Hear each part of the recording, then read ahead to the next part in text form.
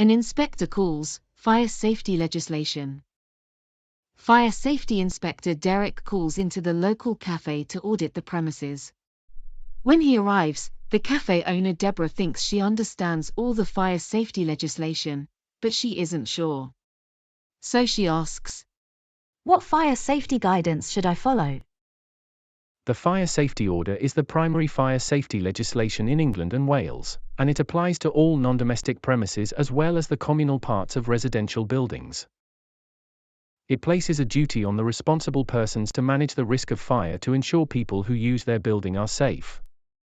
Following the Grenfell Tower fire, the government committed to reforming building safety and has introduced new legislation, and amending the Fire Safety Order, in support of this.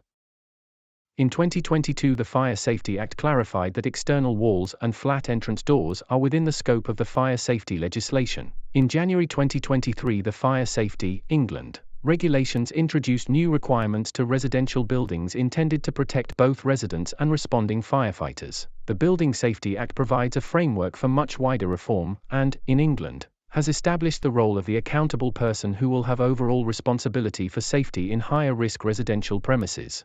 And from the 1st of October, 2023, Section 156 of the Building Safety Act will take effect, which will strengthen fire safety in all fire safety order regulated premises.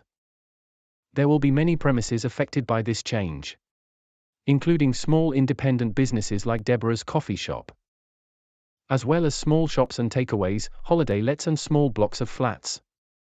In recognition of the small premises that are most likely to be affected by this change, the government has published a new suite of fire safety guides that include an example fire risk assessment checklist.